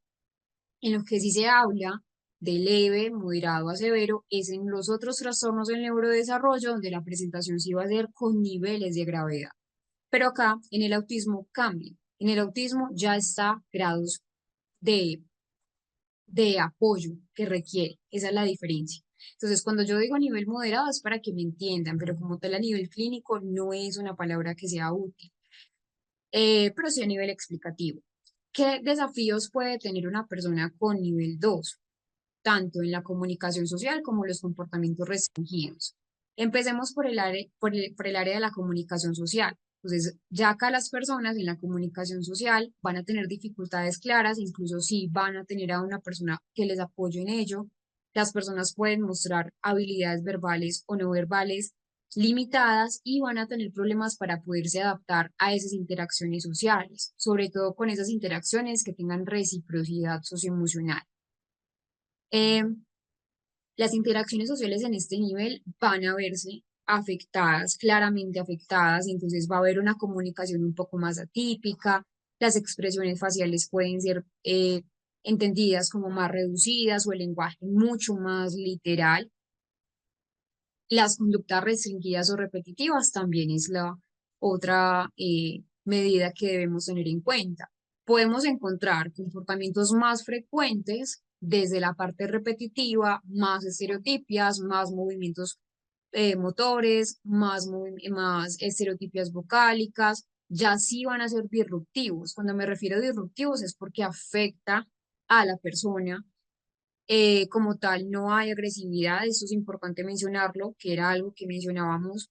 No hay una asociación entre trastorno del espectro autista y agresividad, eso se debe a otros aspectos emocionales y de regulación, pero no es un daño con intención. Acá puede presentarse estas conductas de las que hablábamos hace un rato, y también en esas conductas restringidas o repetitivas hay mayor dependencia, hay mayor preferencia a lo que son las rutinas y a los objetos o intereses específicos. Acá también podemos encontrar dificultades que se hacen más evidentes para cambiar de actividad o adaptarse a lo inesperado. Un ejemplo típico es un adolescente que necesita una ayuda para manejar esas interacciones sociales básicas, ¿sí? Hacer amigos, entablar una conversación primaria, puede presentar conductas repetitivas intensas, como el adolescente que gira objetos o que habla de pronto en exceso sobre un solo tema. Entonces, miren que acá hay pacientes que pueden ser verbales. Vamos a ver un ejemplo de caso clínico de autismo nivel 2. Recuerden que en los dos ejemplos yo les hablo de los dos aspectos. Ese ejemplo que les traigo, yo trato de hacer el resumen del diagnóstico clínico para que ustedes puedan ver el ejemplo.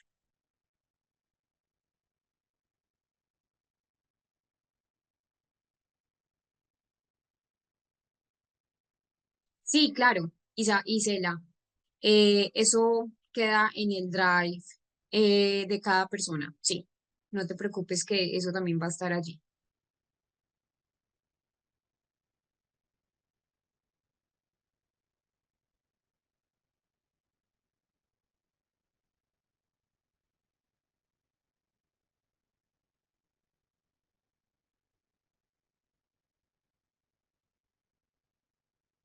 Tenemos a Luis. Luis es un niño de 6 años que asiste a un programa escolar especializado, pero cuando me refiero a programas especiales, programa educativo especializado, no es otra institución educativa, es desde la misma institución educativa, ¿sí? Tenemos entonces un niño de 6 años que asiste a un programa escolar debido a sus importantes dificultades en la comunicación y la interacción social especializada porque tenía apoyo. Importante hacer la claridad ahí. Es llevado a consulta por sus padres, quienes mencionan que desde pequeño ha mostrado comportamientos atípicos, como evitar el contacto visual, insistir en rutinas estrictas y no responder al llamado de su nombre de forma consistente. Recuerden que ya tiene 6 años. En los antecedentes no se reportan complicaciones perinatales, pero el desarrollo del lenguaje fue significativamente retrasado. A los 6 años utiliza principalmente frases cortas y estructuradas para expresar sus necesidades básicas como quiero agua o vamos afuera. No mantiene conversaciones bidireccionales ni usa lenguaje para fines sociales. Prefiere señalar o llevar a los adultos hacia lo que necesitan. Luis muestra un interés restringido por los autos, que organiza en fila por colores y tamaños. Si alguien altera el orden, se irrita y puede presentar crisis de llanto, golpearse la cabeza con las manos o tirarse al suelo. Eso es lo que estábamos hablando ahora de lo que era la importancia de diferenciar cuando era una pataleta y cuando era una crisis de tipo sensorial. Continúo. Esas conductas ocurren también cuando sus rutinas diarias se ven interrumpidas, como si hay un cambio inesperado en el camino al colegio. Siempre debía tener la misma ruta, siempre. A nivel sensorial, es muy sensible a ruidos fuertes, como el de una licuadora o un claxon, lo que le genera angustia. También evita texturas específicas en la comida, prefiriendo alimentos con consistencias suaves como purés y yogur. En el ámbito social, Luis interactúa principalmente con adultos y lo hace de manera limitada. No busca el juego con otros niños y, aunque se muestra afectuoso con sus padres, este afecto es expresado de forma ocasional y poco espontánea. Requiere apoyo constante para participar en actividades cotidianas como, miren acá, vestirse o comer, ya que tiene dificultades para iniciar y completar tareas de forma independiente. No es que el paciente no lo supiera hacer, sino que eh, va a estar limitado en lo que es la parte de iniciar y terminar la parte de las actividades. Había entonces claro ejemplo de lo que es un trastorno del espectro autista nivel 2 según ese DSM-5, porque había una marcada dificultad tanto en la comunicación social como lo vimos allí, pero también su comportamiento era muy restringido, muy repetitivo y requería apoyo significativo en, en la mayoría de las actividades de la vida cotidiana, sobre todo en esa flexibilidad y sobre todo también en lo que es la socialización. Vamos a ir entonces a otro ejemplo del caso clínico, ya ahora no del que estábamos trabajando, sino otro caso clínico que está en el material de estudio. Acá están los tres, grado 1, grado 2 y grado 3. El grado 3 que vamos a ver es no verbal. Vamos a ir al grado 2.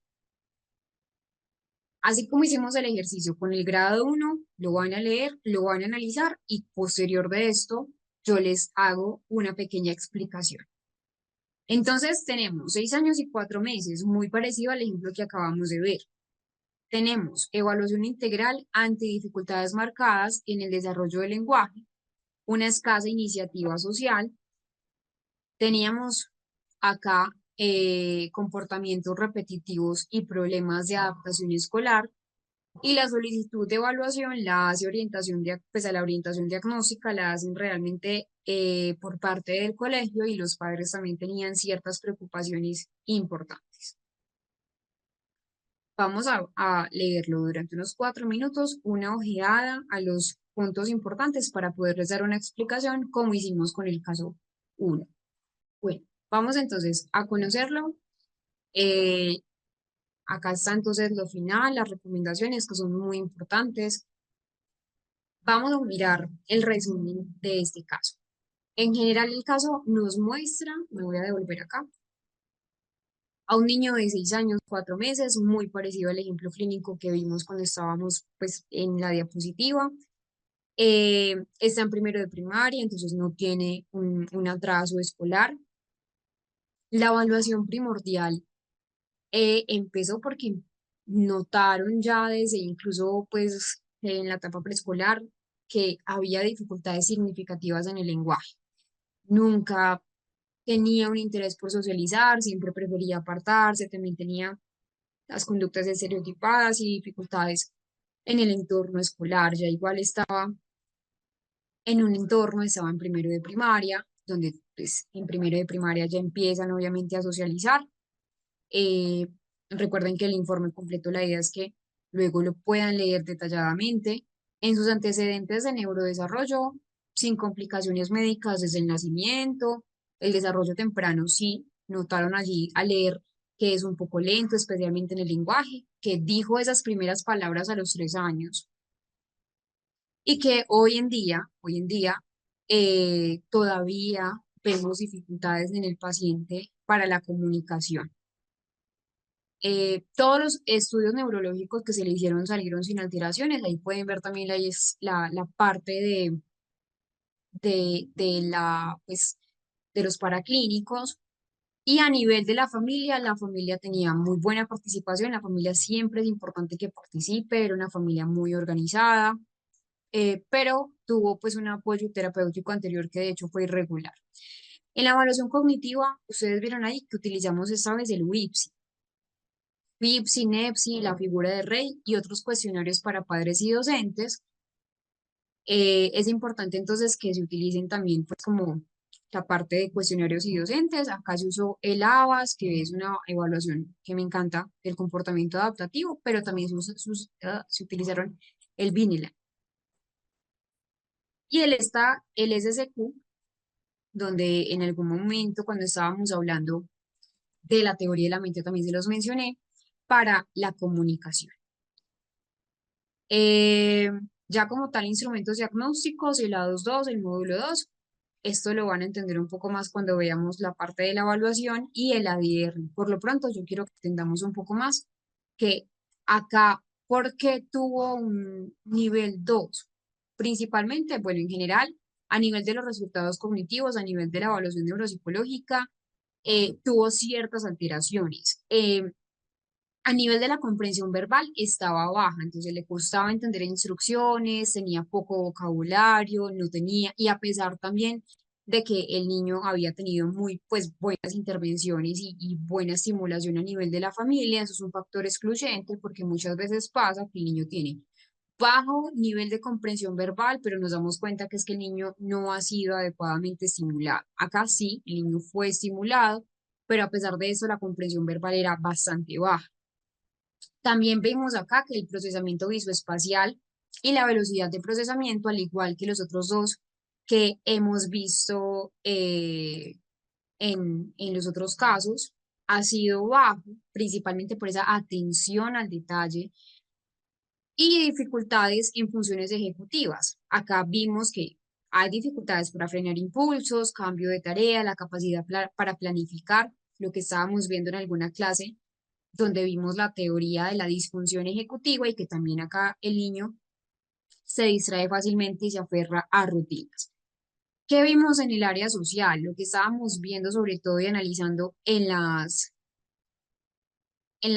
características de un autismo 2, contacto visual breve y poco funcional, el lenguaje del niño solo era para pedir cosas, pero no era un lenguaje que quería comunicar, que quería expresar.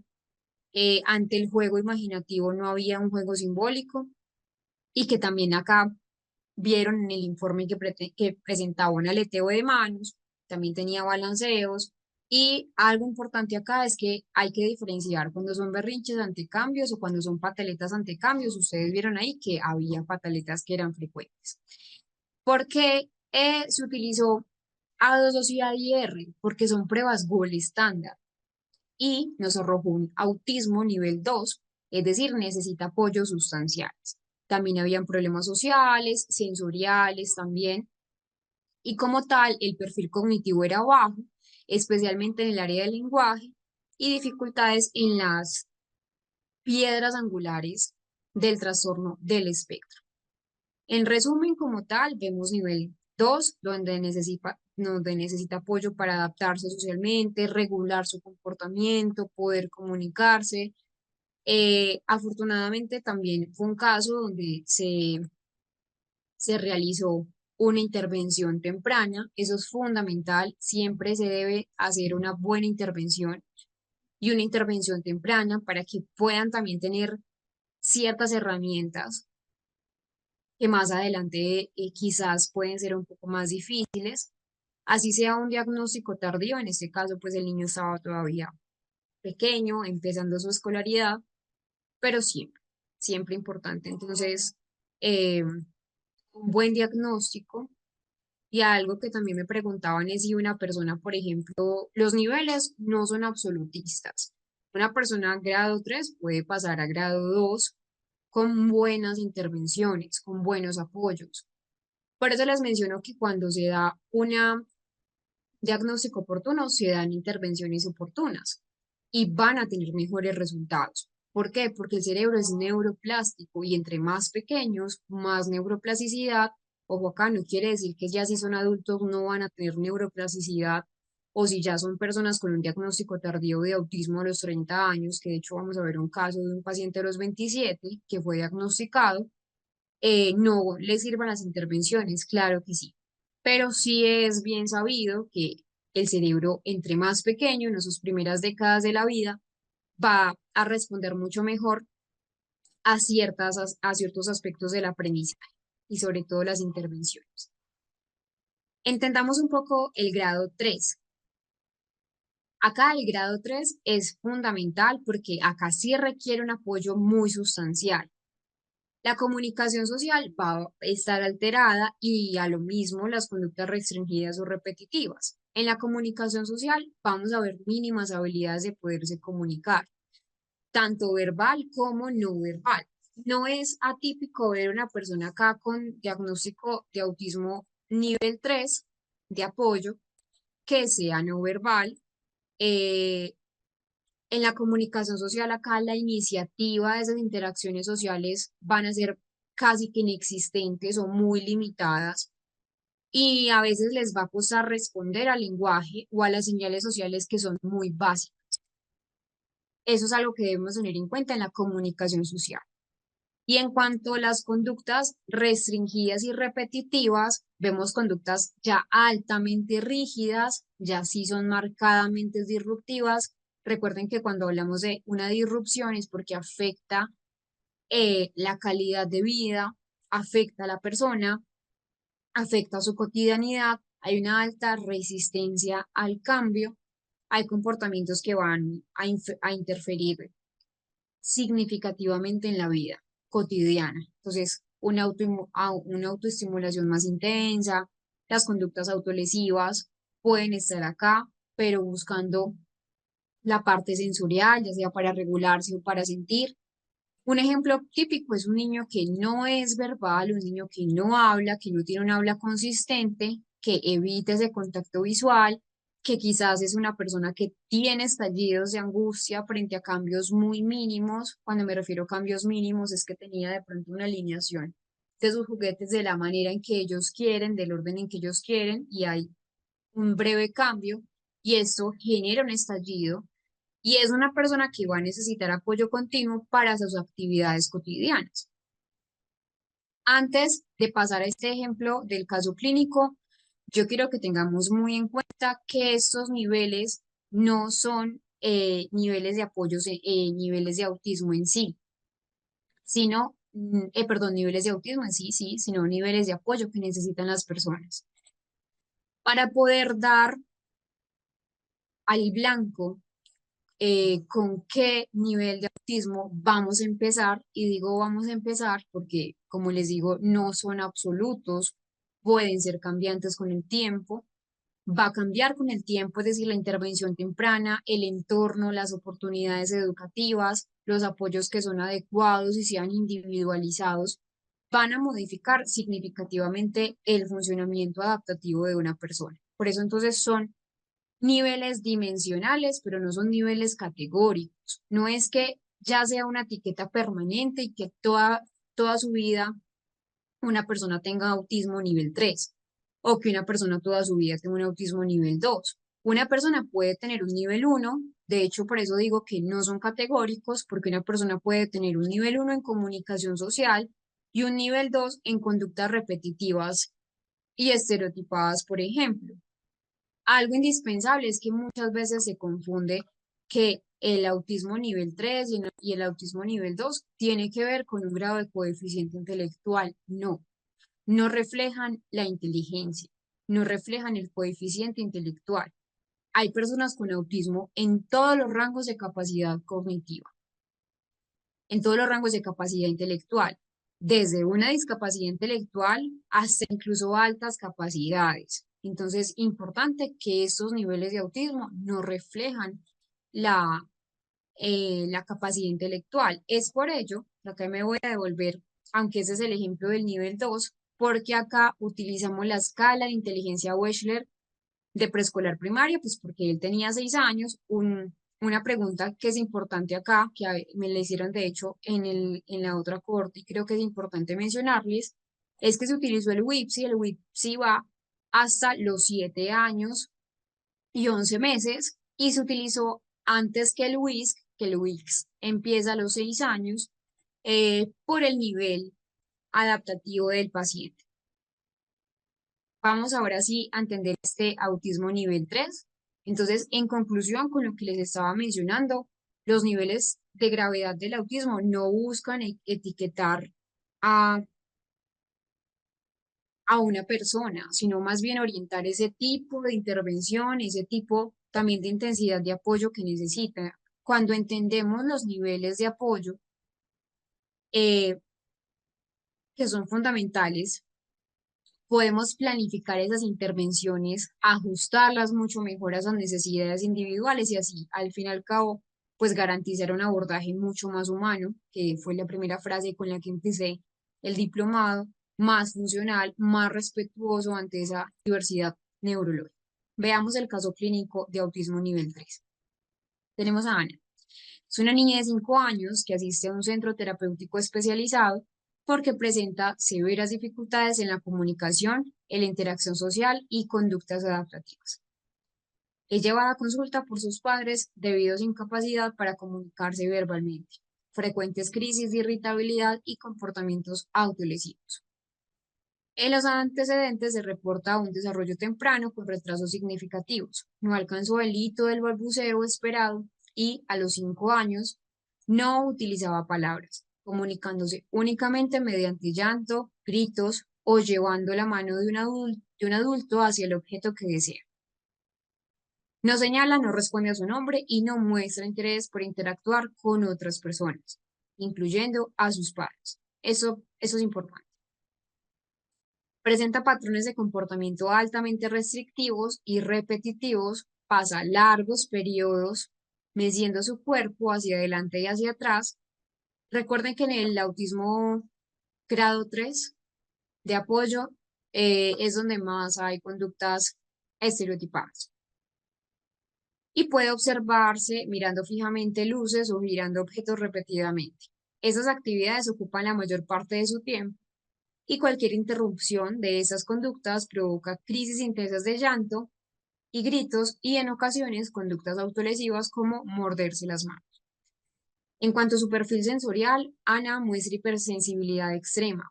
Llora ante ruidos cotidianos como el timbre o una batidora, el timbre de su casa, o una batidora, y se resiste al contacto físico incluso de sus padres. También presenta selectividad alimentaria severa.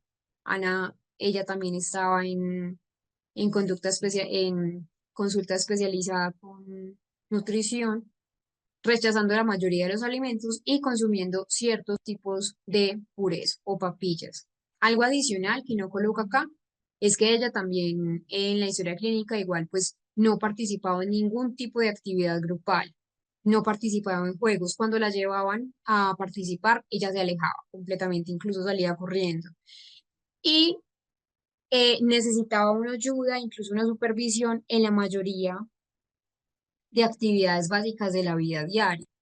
Algo importante acá es que, por ejemplo, no lograba ir al baño sola, también porque no solamente tenía una hipersensibilidad extrema hacia todo, sino que incluso ante ciertas texturas, por ejemplo,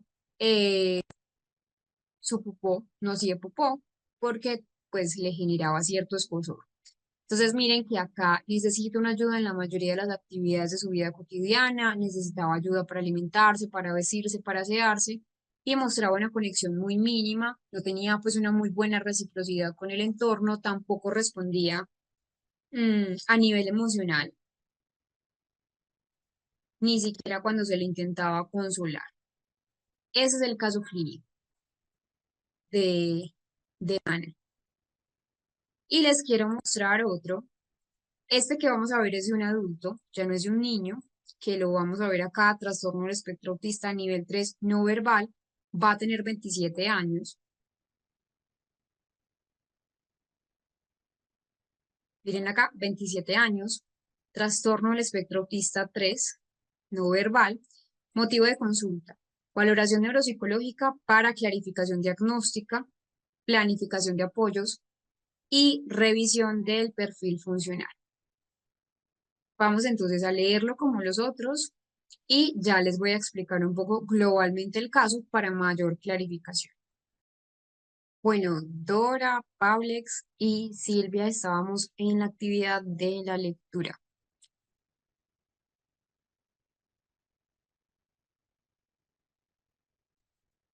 Entonces les voy a explicar un poco lo que estábamos leyendo allí. Vemos entonces a un hombre ya adulto, 27 años, no logró terminar su escolaridad, es decir, era una escolaridad básica incompleta, y la idea era mirar pues su diagnóstico, confirmarlo, y también esa capacidad funcional. Vieron que el neurodesarrollo, el nacimiento, pues no tuvo complicaciones, desde bebé sí mostró ciertos retrasos en ese proceso de neurodesarrollo, especialmente en el lenguaje. Recuerden que él es una persona no verbal, nunca balbuceó, no señalaba, no intentaba nunca comunicarse, no presentaba otras enfermedades a nivel neurológico, no había pues concomitantes con esto, pero sí la familia empezaba ¿no? a mencionar que había antecedentes en el neurodesarrollo. En la consulta, ¿cómo era? No hablaba, no tenía contacto visual, ningún contacto visual, no usaba gestos propios ni siquiera con una intención. Lo que habíamos hablado ayer de la lexitimia, siempre aleteó durante la consulta, balanceó durante la consulta, importante siempre la observación clínica, es fundamental. Pero no es el único elemento importante para el diagnóstico, eso es algo que debemos tener en cuenta. Reaccionaba de hecho con muchísima frustración ante cambios o cuando se le ponía alguna demanda o alguna tarea y requería un apoyo constante de hecho. En la evaluación neuropsicológica, la inteligencia no verbal, cuando se utilizó el WISE, fue de hecho 55, se utilizó el WISE pues por protocolo clínico, pero también la idea era aplicar otra escala no verbal, que de hecho van a ver también allí que se aplicó la escala no verbal, y la atención también estaba alterada, la memoria visual limitada, dificultades para seguir esas secuencias, no comprendía muy bien las instrucciones a pesar de que tenía una guía visual.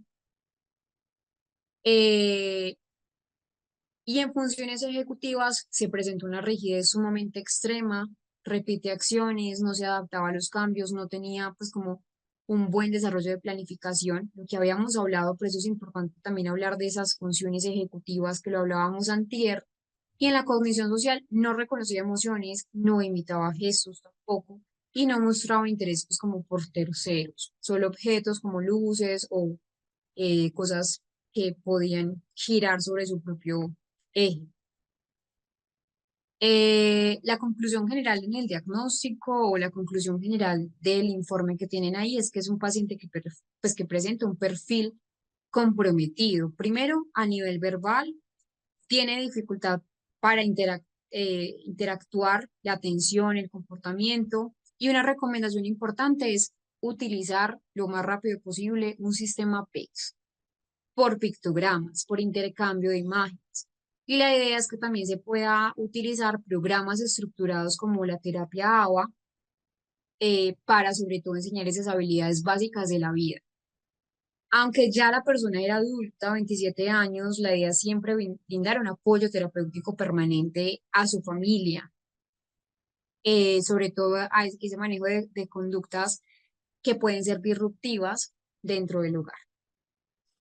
Entonces, miren allí que es una persona con un diagnóstico tardío, con un diagnóstico ya del adulto, pero que de todas maneras necesita y requiere intervenciones. Bueno, por acá una pregunta de Inés. ¿El autismo es una condición de incapacidad permanente? Me refiero en caso de autismo, en caso de autismo 3.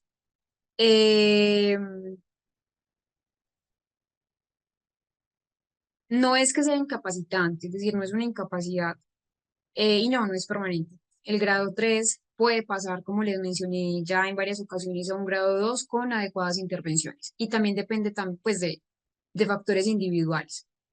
No toda persona con grado 3 logra de pronto ser independiente. Hay personas que sí, hay personas que no. Eso depende mucho de muchísimos factores individuales.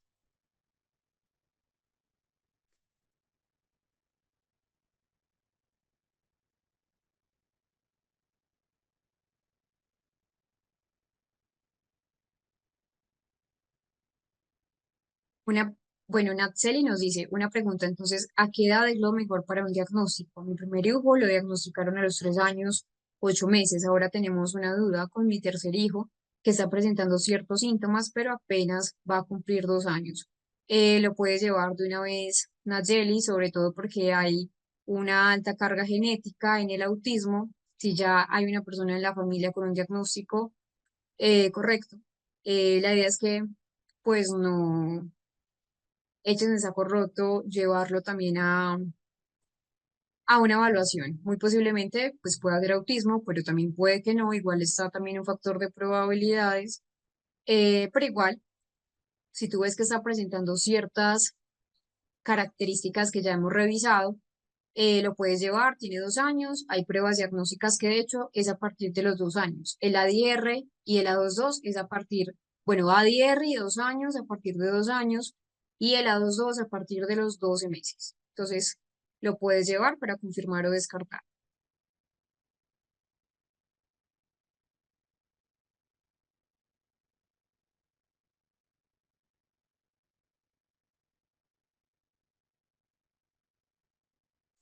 Maravilloso, Natseli. Créeme que las intervenciones tempranas dan muy buenos frutos.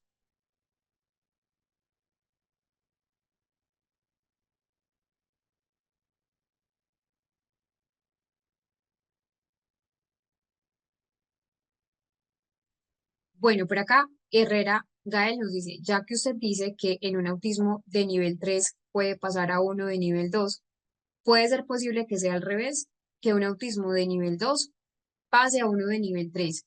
Posible, sí, pero no es algo que se vea todo el tiempo. ¿Por qué se puede dar esto? Primero, o porque se le dio inicialmente un mal diagnóstico, es decir, que no era realmente un, no sé, un nivel 2 y realmente era un nivel 3 de apoyo. Y es decir, luego ya después de la evaluación neuropsicológica para mirar cómo va el seguimiento de las intervenciones, ya se hizo una clarificación en lo que era el diagnóstico. Resulta que no era grado 1 sino grado 2 o no era grado 2 sino grado 3. Y ahí sí se puede dar por un mal diagnóstico. Pero lo usual es que no baja si se hace un adecuado diagnóstico. Eh, entonces, no es no es plausible, es decir, no es como lo usual. También puede ser que el diagnóstico lo hicieron quizás muy temprano, supongamos, el diagnóstico lo hicieron a los 2 años. Eh, y puede ser que a medida en ese proceso de neurodesarrollo, en ese proceso de crecimiento, ya luego le hicieron una reevaluación, supongamos, acá un ejemplo, pero no es el deber ser, que a los 2 años le hicieron una evaluación y luego, después de mucho tiempo, a los 11 años le hicieron otra y han cambiado muchos aspectos, por ejemplo, en la comunicación y ya le dieron un diagnóstico grado 2 pues de autismo nivel de apoyo 2 pero no es lo usual que baje, no es lo usual.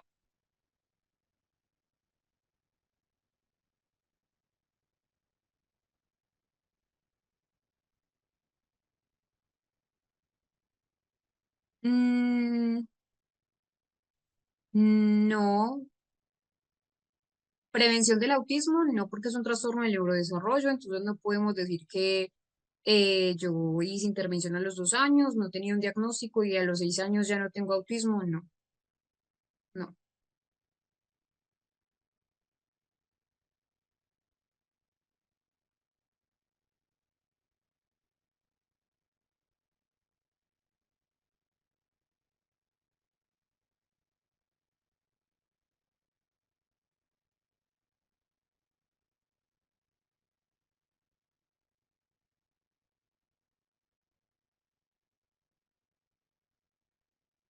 Hola, R.I. López. R.I. López, le puedes escribir a la coordinadora para que te pueda dar esa parte de la información. Sin embargo, yo te voy a compartir por acá lo que siempre al inicio yo comparto las clases que nosotros llevamos hasta el día de hoy.